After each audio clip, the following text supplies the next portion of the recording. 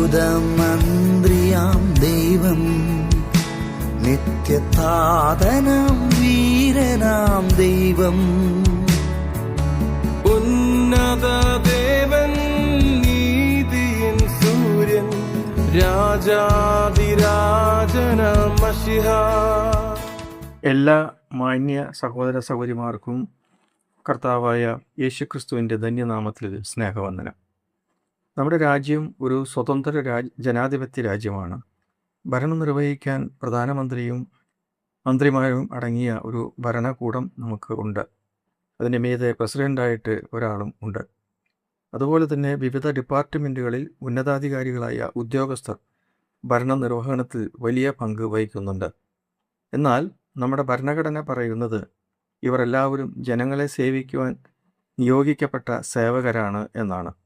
അതുകൊണ്ട് തന്നെ ഭരണനിർവഹണത്തിൽ പാളിച്ചകൾ സംഭവിച്ചാൽ ജനങ്ങൾക്ക് അത് ചോദ്യം ചെയ്യാനുള്ള അധികാരമുണ്ട്. ഭരണാധികാരികളെ പുറത്താക്കാനുള്ള അധികാരം പോലും ജനങ്ങൾക്ക് ഭരണഘടന നൽകുന്നുണ്ട്. എന്നാൽ ബൈബിൾ വെളിപ്പെടുത്തുന്ന ചില കാര്യങ്ങൾ കൂടി ഈ വിഷയത്തോട് ബന്ധപ്പെട്ട് ചിന്തിക്കുവാൻ ഞാൻ ആഗ്രഹിക്കുന്നു. ദൈവത്തെക്കുറിച്ച് പറയുമ്പോൾ എല്ലാ അധികാരവും ദൈവത്തിങ്കിൽ നിന്നാണ് വരുന്നത്. കാരണം ദൈവം സർവാധികാരിയാണ്. ഈ പ്രപഞ്ചത്തിലെ എല്ലാ സൃഷ്ടികളുടെയും സൃഷ്ടാവും ഉടമസ്ഥനും സർവാധികാരിയും നിയന്ത്രിതാവും ദൈവമാണ്. രാജാക്കന്മാർക്ക് മീതെ രാജാവാകിയാൽ ദൈവത്തെ രാജാതിരാജാവ് എന്നാണ് ബൈബിൾ പ്രസ്താവിക്കുന്നത്. അതുപോലെ തന്നെ സകല ദേവന്മാർക്ക് മീതെ ഭയപ്പെടുവാൻ യോഗ്യനായ ദൈവമായിരിക്കാൽ ദൈവാദി ദൈവം എന്നാണ് ബൈബിൾ പ്രസ്താവിക്കുന്നത്. 1 ദിനവൃത്താന്തം 29 അധ്യായം 11-12 വാക്യങ്ങൾ ഇവിടെ ഉദ്ധരിക്കട്ടെ. അവിടെ ഇപ്രകാരമാണ് പറയുന്നത്: കർത്താവെ, മഹത്വവും ശക്തിയും തേജസ്സും യശസ്സും മഹിമയും അങ്ങേക്കുള്ളത്. സ്വർഗത്തിലും ഭൂമിയുള്ളതൊക്കെയും അങ്ങേക്കുള്ളതല്ലോ. കർത്താവെ, രാജത്വം അങ്ങേക്കുള്ളതാകുന്നു. അവിടുന്ന് സകലത്തിനും മീതെ തലവനായി ഇരിക്കുന്നു. ധനവും ബഹുമാനവും അങ്ങയിൽ നിന്നും വരുന്നു. അങ്ങ് സകലത്തെയും വലുതാക്കുന്നതും ശക്തീകരിക്കുന്നതും അങ്ങയുടെ പ്രവൃത്തിയാകുന്നു. ഇസ്രായേലിൻ്റെ ശക്തനായ ഒരു രാജാവിൻ്റെ പ്രസ്താവനയാണ് മേൽ പ്രസ്താവിച്ചത്.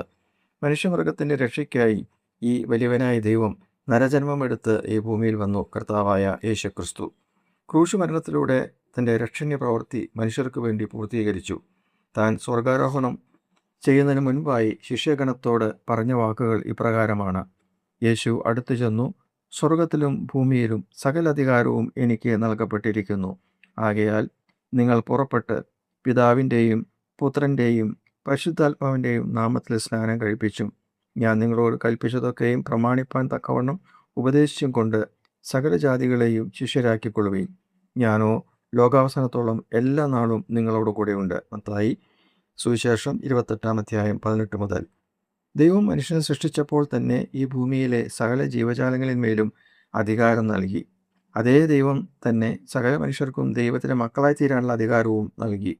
ഒരൊറ്റ വ്യവസ്ഥ മാത്രമേ തന്നിട്ടുള്ളൂ: കർത്താവായ യേശുക്രിസ്തുവിനെ സ്വീകരിച്ച് അവിടുത്തെ നാമത്തിൽ വിശ്വസിക്കുക. ഇത് ചെയ്യാനുള്ള അധികാരം അഥവാ അവകാശം എല്ലാവർക്കും, എല്ലാ മനുഷ്യർക്കും ദൈവം നൽകിയിട്ടുണ്ട്. അത് പ്രാവർത്തികമാക്കുന്ന ഏതൊരു വ്യക്തിക്കും ദൈവത്തിൻ്റെ മക്കളായി തീരുവാനായിട്ട് കഴിയും. സകല സാത്താന്യ ശക്തികളെയും കീഴടക്കാനുള്ള അധികാരവും ദൈവത്തിൻ്റെ മക്കൾക്ക് നൽകിയിട്ടുണ്ട്. പ്രിയമുള്ളവരെ, നമുക്ക് ലഭിച്ച അധികാരങ്ങൾ പ്രയോജനപ്പെടുത്തുവാനുള്ള അവസരം ഈ ജീവിതകാലത്ത് മാത്രമേ ഉള്ളൂ. അത് മനസ്സിലാക്കുക. എന്നിട്ട് ബുദ്ധിപൂർവം ഈ അധികാരം പ്രയോജനപ്പെടുത്തുക. ദൈവത്തിൻ്റെ മക്കളായി ജീവിക്കുക. God bless you. സർവാധിപനാം കർത്താവേ, സകല ചരാചര സൃഷ്ടാവേ, ഉന്നതനേ മഹോന്നതനേ, ആരാധിക്കുന്നേ. സർവാധിപനാം കർത്താവേ, സകല ചരാചര സൃഷ്ടാവേ, ഉന്നതനേ മഹോന്നതനേ, ആരാധിക്കുന്നേ.